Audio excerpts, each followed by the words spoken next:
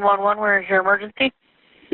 I'm on North 225 West Road. There's a body hanging off the bridge, no head. There's a car coming. Okay. There's a dead body. That's a deer. Are you sure? Yeah. But I'll back up and I'll check. I'm on the phone with the cops now. Okay, she thinks it's a deer? No, it's a body. It's a body. From what I can tell, it looks like an arm. Yeah, that's what I've seen, with no head. I'm freaking out. You're fine. I'm going to pull over and I'm going to stay with you. Okay. I never seen something like this. On August 20th, 2020, officers responded to this bone-chilling phone call. At 5 a.m., they swarmed the Sugar Creek Bridge, and upon arrival, they were taken aback by the ghastly scene before them. What had momentarily been mistaken for roadkill was a deceased, middle-aged woman. Her body was badly bruised, her arms were bent at odd angles, and most disturbingly, her head was gone. How and where she'd been left only made the scene harder to stomach. Closer inspection revealed that she wasn't next to the bridge's guardrail. Rather, she'd been stuffed underneath it, so that her upper body was splayed out on the road while her legs hung limply off the side of the bridge. At the same time that police were working to make sense of what might have happened to their headless Jane Doe, Indiana resident Michael Parks was making a 911 call to report his wife, Hope Parks, missing. Hi, my name is Michael Parks, and me and my wife, we kind of got into an argument Tuesday, and I haven't seen her, and I'm getting worried. Okay, what's her name? Hope. Somebody picked her up. She got into a car with somebody, and they left. It was either a silver or a white, like, Honda Civic. Following this call, a sergeant from the Crawfordsville Police Department briefly spoke with Michael over the phone to get a description of his missing wife. Michael described a few of Hope's tattoos, one being a heart with his name on it. After police inspected the body's tattoos, Michael was instructed to immediately make his way to the Crawfordsville Police Department to speak further about his wife's disappearance. Only when he arrived at the station was Michael informed that the headless woman they'd found that morning matched his description of his wife. For the sake of the investigation, he was immediately escorted into an interrogation room, where the following never-before-seen footage was recorded. One thing I do, I record everything because my notes suck. I can't write with crap. So I do record everything. One thing, what is your full name, sir? Michael Dale Parks. Okay. Interrogation rooms can be scary places, but Michael has been brought into a soft interrogation room. This is highly unusual. These soft rooms are primarily used for victims, usually children. As the grieving husband, the police may have chosen this room to offer him a bit of comfort. However, in most cases, the spouse is the prime suspect until they're cleared. If the police do suspect Michael, the choice of a soft room could then be an attempt to put him at ease. As well, the detective is making sure to alleviate any of Michael's possible concerns by telling him that the recording is for the detective's own notes. What'd you call the police department about? I'm worried about her. You're worried about your wife? Yes. Okay. Why? What's going on? I mean, We've been arguing over my son for the last couple of months. Okay. He's in and out of drugs. Can't keep a job. He brought drugs into the house. I kicked him out. I don't want him there. She wants him there. It got to the point where I told her to choose between me or him. One of us has got to go. Well, he left. She's been wanting him to come home. I say no. He got a speeding ticket and the proof of no insurance or whatever they call that. He has the car. It's his car. It's in my wife's name. Oh, okay. But he paid her for the car. He never took the title. I told her to give it to him, cancel the insurance. She never did. So that's how the argument started. In just the first few minutes, Michael has made several assertions that indicate possible control issues. He's cited several instances where he's told his wife what to do rather than communicating and making decisions together. She texted me, asked me if I called the insurance. I said no. He said, I haven't had time. You can read it.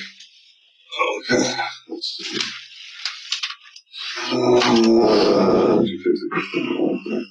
Notice how Michael rubs his face after handing his phone to the detective, then proceeds to partially cover his mouth with his hand, keeping it there for the next couple minutes. Michael is also covering his genitals here. This is a common barrier used by men when they feel threatened or stressed. These gestures convey anxiety and uneasiness, not unusual for someone who's just lost their spouse. However, hiding the face is also typical of someone who might be trying to hide something else. Your son has some drug issues or anything? Does your wife have any alcohol or drug issues? No. Is there anything that... No. Okay. She's very controlling. Michael's answer here is completely irrelevant to the question. Instead of simply responding with information about Hope's substance abuse, he goes into a rather sudden and impertinent spiel about how controlling she is. So far, Michael has taken almost every chance to speak negatively of his wife, even if it wasn't warranted. As far as very clean. Self-control or controlling on everybody? Controlling on everybody. Okay. Okay. Which I'm used to it. They don't bother me. Yeah, for 25 years. You find your niche. I mean, I've gotten used to it. I take medication. I do have anger issues, but I take medication for it. But I've never done anything. Michael continues to divulge information that wasn't asked for. The fact that he has anger issues, which he takes medication for, clues detectives in on Michael's capacity to become violent. He then feels it necessary to include that he's never done anything violent to his wife. What Michael is doing here is oversharing, or volunteering unnecessary and excessive amounts of information. Oversharing is, more often than not, a nervous attempt to convince others that one is being open and honest. However, as you can see here, it often has the opposite effect. It's entirely possible that Michael could be oversharing to alleviate anxiety, as some people tend to do. Okay, so nothing controlled substance, no Xanax or anything like that. Okay. Now, and granted, it's what all families do as well, especially if you're arguing over a kid and stuff. I want to hurt him. I hate to say this and have it on recording, but I do. I want to hurt him. That's why he had to go. Michael doesn't even let the detective finish his question before he goes off on another tangent. This time, he derails the conversation to the topic of his son, John. Admitting to something less egregious in order to appear completely transparent is a common tactic used to gain the trust of others. Would she confide in him or your daughter? Yes. Or him. Okay. Me and my daughter are real close. Her and John are real close. She'll do anything for her, which that's what makes me mad. Michael clearly possesses a considerable level of bitterness toward his wife concerning how much she dotes on their son. Not only that, but up to this point, Michael has centered the entire interrogation around how toxic he believes his wife and son are, painting John as the problem and his wife as an out-of-control enabler. If he did have something to do with what happened to Hope, he's just established a clear motive for himself. When she left, you saw her getting in the car, right? Did you happen to see the driver at all? Couldn't tell, male, female, anything? Frankly, Michael seems much more concerned about their intermarital issues than he does about the fact that his wife might have been found dead just that morning. Has she ever been known to kind of step outside the marriage at all? No. Is there nothing? No. Nobody from her past that she could run to? We used to live in Illinois. Me and my daughter talked about that. I said, if anything, it's my daughter. I haven't told her yet. Well, and we're still, they're still doing some stuff somewhere else. So that's why we're talking to you to get information. And I actually don't even know what all the officers told you. I'm just trying to get he just overall picture. Told me that the tattoos that I described to him, which I do have pictures of them, the tattoos matched the description. You said earlier you were going to give her till Friday. What made you decide to go ahead and call today? My emotions. I'm very worried. I'm very worried about her. I miss her. In addition to stuttering throughout his answer, Michael appears to break eye contact with the detective for a moment and looks directly at the camera. He seems uncertain in what he's saying. We may have found her. So we're still looking into that.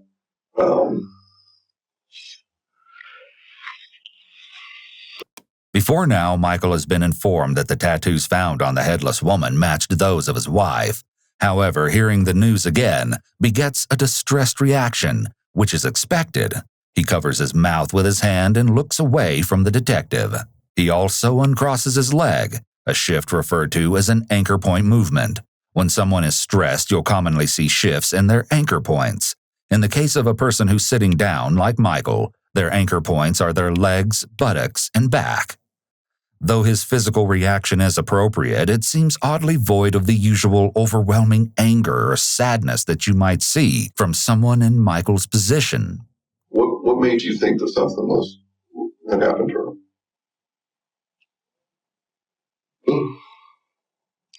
I think it's just stress. I didn't think anything happened to her. It's just worried. I wanted to know where she was.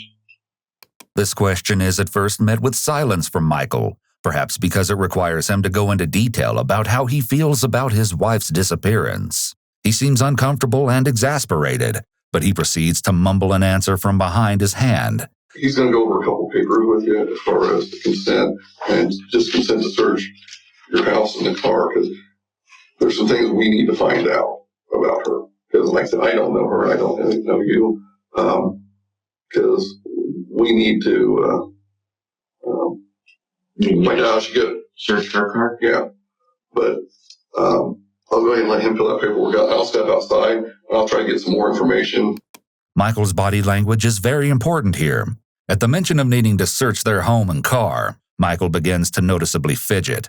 He rubs his face and his leg begins to shake, though he seems to catch it and get himself back under control. Michael is then left alone in the interrogation room for the next few minutes. He changes positions and fidgets quite frequently. At one point, he even puts his head in his hands. These gestures signify stress and uneasiness. What we'd like to do is be able to get consent, and we'd like to be able to get that from you. Is that something you'd be willing to do? I can bring you the car right now if you want. Normally, a search warrant is required to search someone's property. It's common knowledge that in order to obtain a search warrant, police must have probable cause, or specific facts that would lead a person to believe that evidence of a crime is located on someone's property. However, it's a lesser-known fact that police can simply ask an individual for permission to search their property. The owner's written consent is just as valid as a search warrant, and officers will often try to garner consent to search from the suspect first, especially in time-sensitive cases, as it saves them a lot of precious time and resources. Okay. I'm going to go over this with you, okay, sir? Are you able to read and write and understand the English language? Yes. Okay. So, note how his hands are positioned. When a person feels threatened or stressed, they'll sometimes subconsciously take up a position that protects or covers their vital body parts. Given the circumstances, he has plenty of reason to be anxious that could have nothing to do with guilt. He might simply be displeased with the idea of strangers rummaging through and taking things that belong to his possibly deceased wife. Shakes. would you like either a bottle of water or anything? Okay. Also, Michael's shakes are likely spurred on by intense levels of anxiety and shock that he's experiencing. Shaking is a common physical reaction to bad news. During this break in the interview, CPD officers made a beeline for Michael's residence to execute their search. They scanned the exterior of the property before thoroughly searching the inside of the Parks home for any clues as to where Hope might have gone on the night that she disappeared. What they would find in and around the Parks property would only raise more questions about Hope's disappearance. Questions that detectives hope Michael can answer for them. Following the break, detectives bring Michael back into the interrogation room in hopes that he may shed some light on their unexpected findings. Do you know of anybody that would want to hurt her?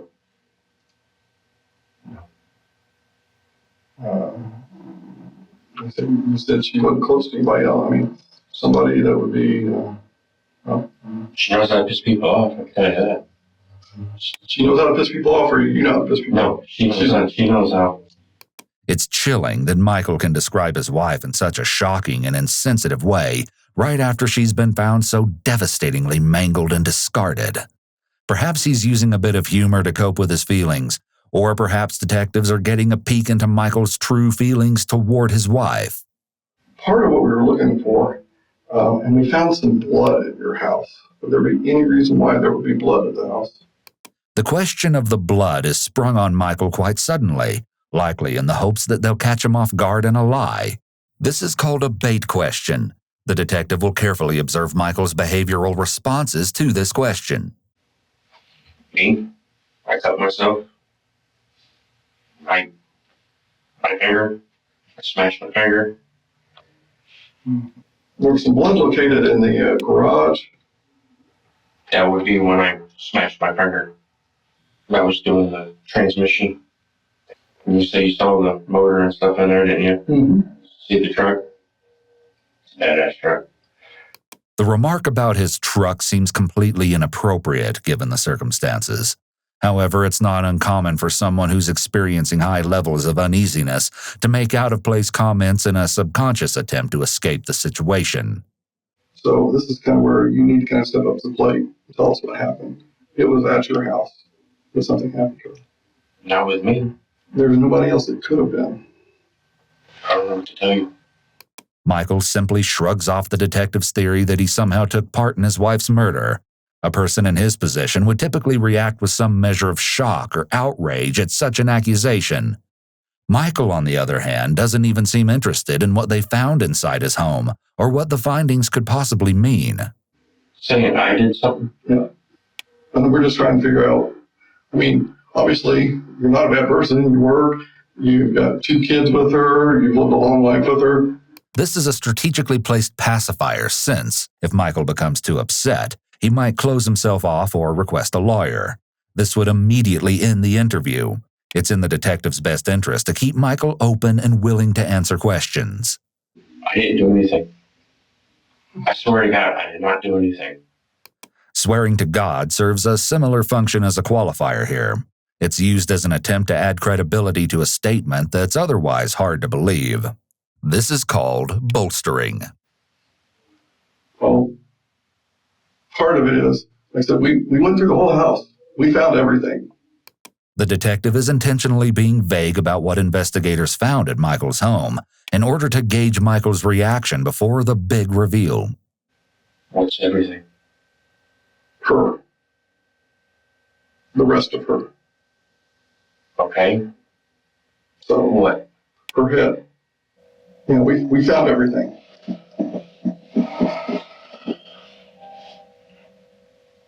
This is a critical moment in the interrogation, but caught under the microscope of what should be a bone-chilling reveal, Michael's response is rather dull. There's no immediate reaction, and the reaction he does give seems to be one of exasperation rather than shock or concern. He exhales deeply, leans back, and, most notably, he covers his face once again, a move we've come to recognize as a possible attempt to hide something that the face might give away. Hope's head is perhaps the most incriminating thing that officers found inside the home. However, that's not all they found. An exterior search of the property yielded several blood smears and stains on the gravel in front of the garage door, in the grass next to their back patio, on the wood floor of the patio itself, as well as on the ramp that leads up to the patio. Blood smears as well as bloody footprints were found inside the garage.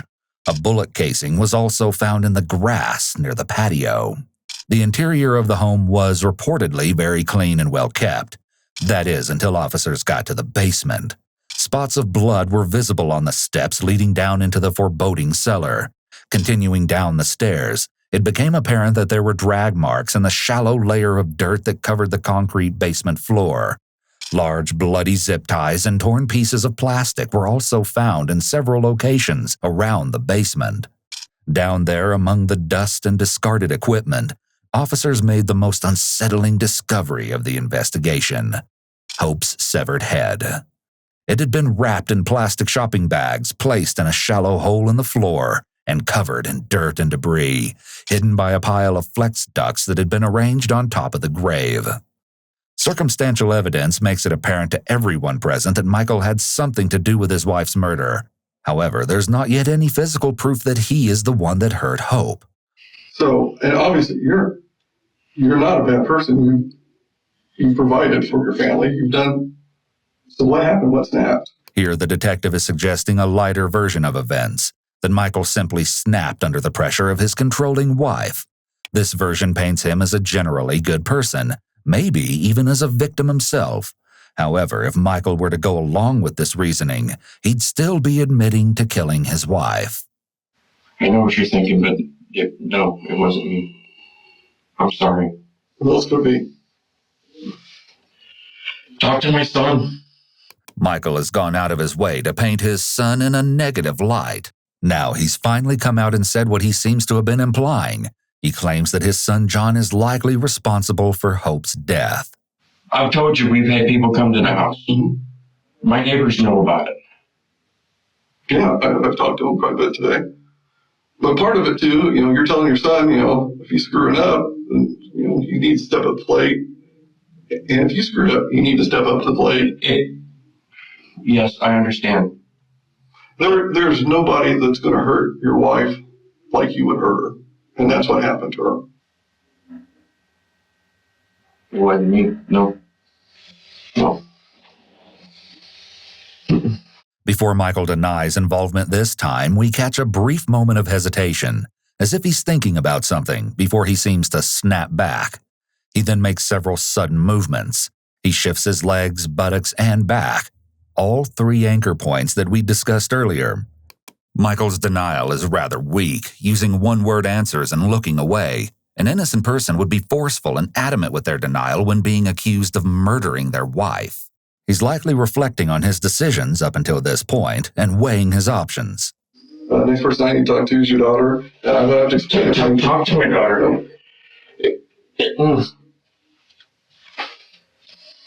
Go and have a seat, sir.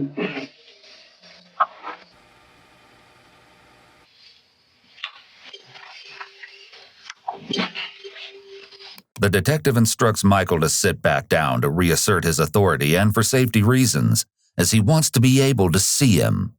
Michael's resolve is visibly wearing down under the pressure. Pacing is notoriously a nervous act, an effort to release nervous energy and ease mounting tension. Something happened to her that night, and something happened to her at your house. You were the only one there at your house that night. I guess this is the part where I need a lawyer, because you're not listening to me.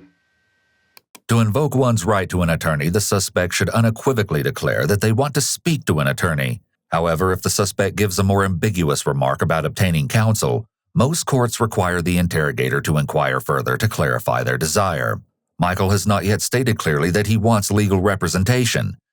I guess this is the part where I need a lawyer. Therefore, detectives can legally continue to question him, but ideally should have clarified if he was requesting counsel or not before continuing. Otherwise, they risk the rest of his statements being inadmissible. I'll answer your questions. I'm just saying, I didn't do this. Okay. And you can ask me this 100 times, and I'm still going to tell you, I did not do this. You're the only one at the house. You're the only one who could know what happened to your wife. Okay? You didn't mean to do this to her. Michael's body language indicates that he's shut down. The protective position of his arms across his body is a self-soothing behavior that indicates that he's closing himself off from the situation, likely due to sheer discomfort and stress. So we're trying to ask you, how did she lose parts of her body in your house? No clue. Do you have a clue? No, I do not. Yeah. There's nowhere else for us to look. There's nowhere else for us to go. There's nobody else to talk to about this. But all right, I want a lawyer. And just like that, the interview is over. This time, Michael has clearly communicated his desire to speak to a lawyer. The detectives are no longer allowed to ask him any more questions. It's bad laughter. Over the next 10 minutes, Michael attempts to make conversation with the detective who's no longer inclined to speak with him, since the detective can't question him any further. After the detective refuses to allow Michael another smoke break, Michael gets up and begins to anxiously pace the room once more. When he sits back down, he sits on the side of the couch that's the farthest from the detective. This clearly communicates his desire to escape the situation as soon as possible.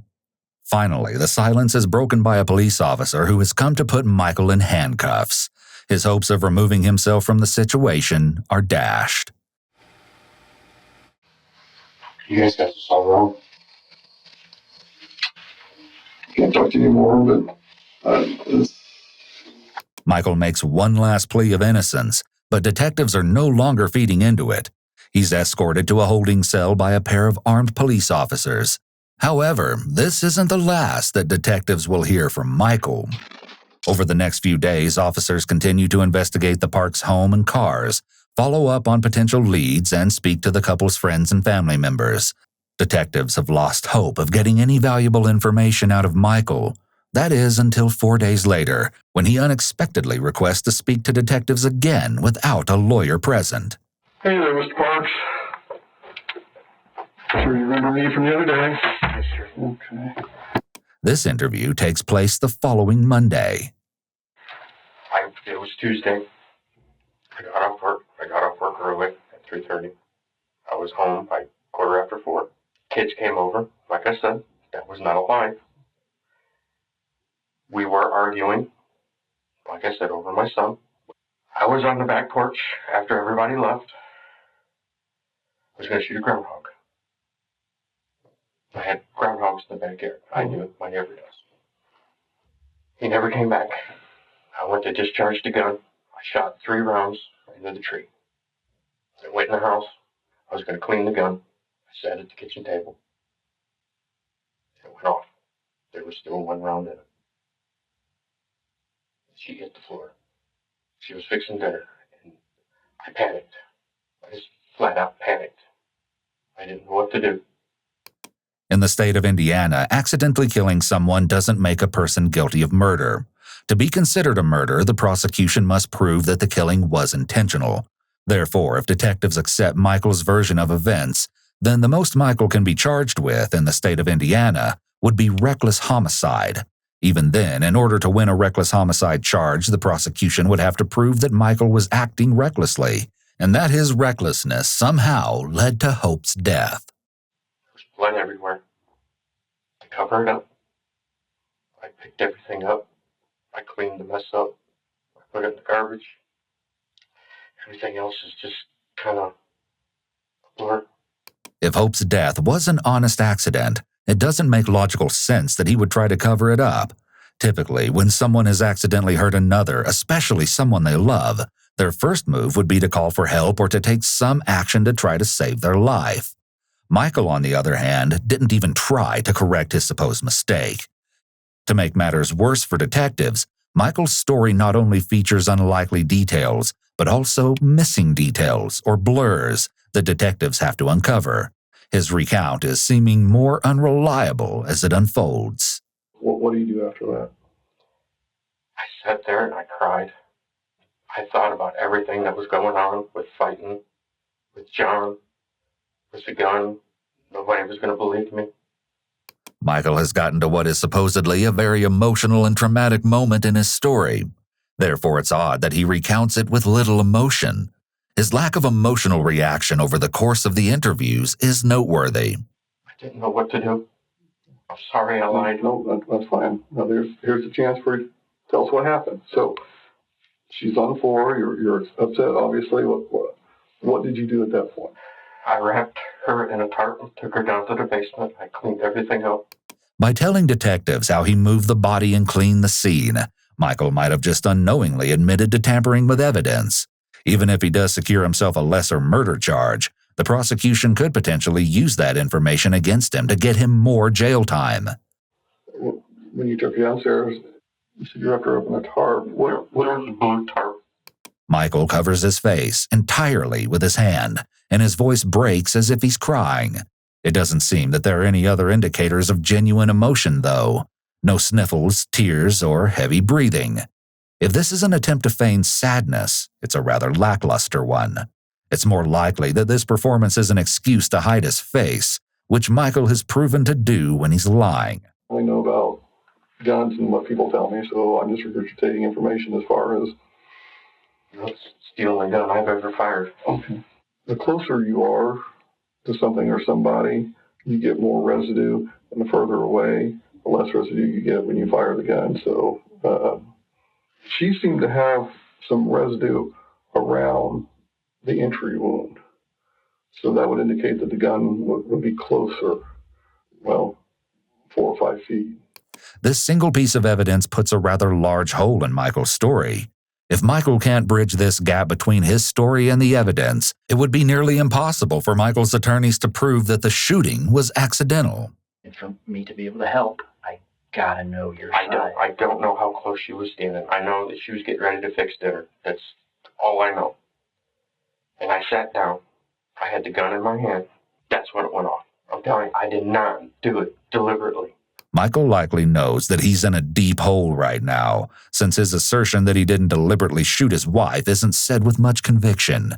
On the contrary, it seems there are notes of desperation in his voice. He needs detectives to believe his story, yet he's likely very aware that his defense of "I don't know" isn't helping his case at all. The doctor and the gun shop, he actually put in his report that it was a contact wound, which means the barrel was close to the skin when it went off. Then maybe she was closer than what I thought. Now that detectives are back on the topic of the gunshot wound, Michael has wrapped his arms tightly around himself. This is a protective position that may be Michael's attempt at self-soothing. It's clear that Michael is uncomfortable with this subject, very possibly because he doesn't have an answer for it. So if you're at the table and she's at an angle, Can I get some water? It seems that Michael might be asking for some water to create a break in the conversation, perhaps to buy himself time to think of a sufficient answer to the detective's questions. There's going to be 2 schools of thought on this. One, somehow you tragically shot her with the muzzle of the gun touching the back of her head. Or 2, there was a disagreement, there was an argument, and a snap. There was no bad judgment. No argument after everybody left. No argument. Were you still just upset from the argument earlier? It's just people on the outside looking in. I don't care what anybody else thinks. The whole thing was shooting her. If she was where she was standing, I don't know. If she was right there, I don't know. I did not stick the gun to the back of her head and pull the trigger. I did not do that. And all I'm telling you is the science proves differently. Then she was closer than what I thought. That's a lot closer. That's all I can say. Okay. You didn't want her to die. No. But circumstances led to her death. What was the mental capacity of you at the time? Were you so enraged from an earlier argument that she mouthed off something and you don't know what you did? The detective is offering Michael a way out by suggesting that his actions were simply triggered by something that his wife might have said. This shifts some of the blame onto his wife, which may make it easier for Michael to admit his part in what happened. Kind of a Tasmanian devil kind of event after she's on the ground. You lost it. And it's okay to tell me that because that shows emotion. And before he came in, that was the one thing that I was trying to figure out what happened to the hamburger if she's down here. I think I'm the one that knocked it off the stove. Can you tell us what's going on when that hamburger gets knocked off the stove? Yeah, I think I called myself an idiot. The you do? By recalling what specific words he used at the time, he might be trying to draw attention away from what actually caused the hamburger to be knocked off the stove, such as a fight or struggle. Ever been a problem with that rifle's trigger and going off when you didn't want it to, or? Not that I know of, no. I didn't even have it that long. Okay. Maybe a week and a half.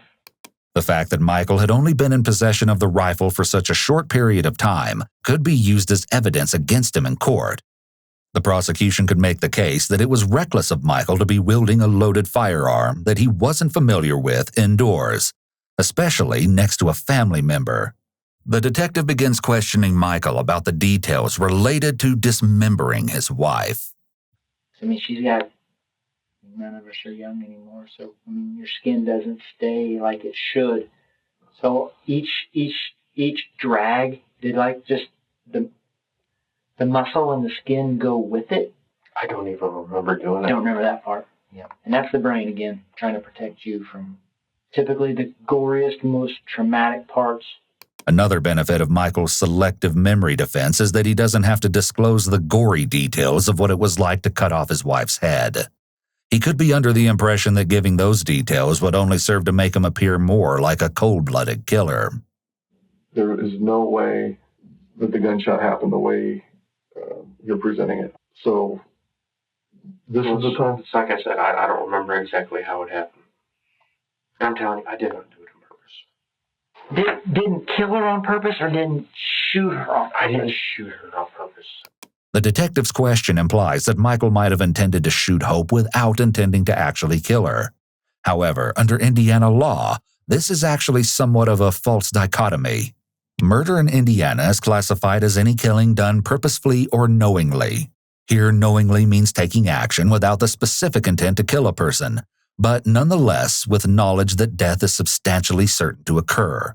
Since the evidence from Hope's autopsy proves that Michael shot his wife at point-blank range, even if he didn't exactly intend to kill her, Michael could still be convicted of murder simply because he was knowledgeable that such an action would almost certainly result in her death. It just happened. So, in your opinion, would you call that just recklessness? It was just, I mean, because if you've got it up in the air, nobody's going to say, well, I mean, you couldn't have shot her if it was laying on the table facing down the hallway. Reckless, yes. Unbeknownst to him, under Indiana law, Michael has just admitted to reckless homicide. The conversation we were having at the time was over John. With the insurance, the car insurance. Because she lied to me over the car insurance. She told me that she was going to cancel the insurance. This detail makes the circumstances surrounding Hope's death much different. He's admitted that he and his wife actually were arguing at the time he was in the kitchen with the gun, whereafter she turned around and walked away. This version of events shows an obvious motive and opportunity for Michael to shoot her in the back of the head. It makes you wonder what else Michael has lied about thus far. Are you a fist-pounding kind of guy when you're mad? You're like, damn it, woman, just do what I'm asking you to do. And the gun was in your hand, unfortunately, at that time. Squeeze reflex? Yes. I don't remember everything. But what you said makes sense. Like I said, it was not intentional. Michael seems to finally be resigning himself to some explanation of how he shot Hope, probably after realizing that detectives weren't going to back down until his story matched the evidence. I just want to know why. Because that's the same thing you're going to want to know. Same thing your daughter wants to know. When your son wisens up, it's the same thing he's going to want to know. I know why it happened, and I can never tell him. I can't do that to him, because that's the reason why I pulled the trigger. Not intentionally. Again, Michael cites his son as the reason for his plight. However, this is the first time he specifically said that John is the reason that he killed his wife.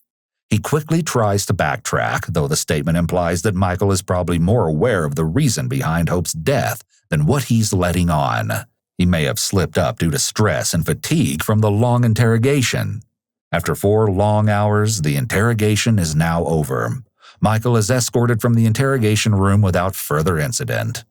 Following his interview, Michael was moved to Montgomery County Jail, where he sat for almost 2 years. He was scheduled to stand trial in front of a jury on May 9, 2022.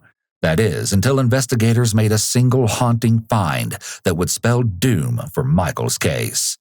It was discovered that prior to Michael murdering his wife, he'd been doing online research on the effectiveness of bottle silencers. Bottle silencers are makeshift gun silencers constructed simply from plastic bottles. Not only that, but he'd also looked into whether pillows could be used to muffle gunfire. This discovery proved that the murder of 44-year-old Hope Parks was indeed premeditated, and under Indiana state law, crushed all possibility of Michael receiving anything less than a murder charge. On May 6, 2022, Just 3 days before he was scheduled to stand trial, Michael changed his plea from not guilty to guilty and accepted a negotiated plea deal. On May 9th, Michael Parks was found guilty of the murder of his wife, Hope Parks. He was sentenced to 50 years in prison without the possibility of parole. We reached out to Michael through email to see if he would be willing to share his side of the story and answer some of our questions about the case.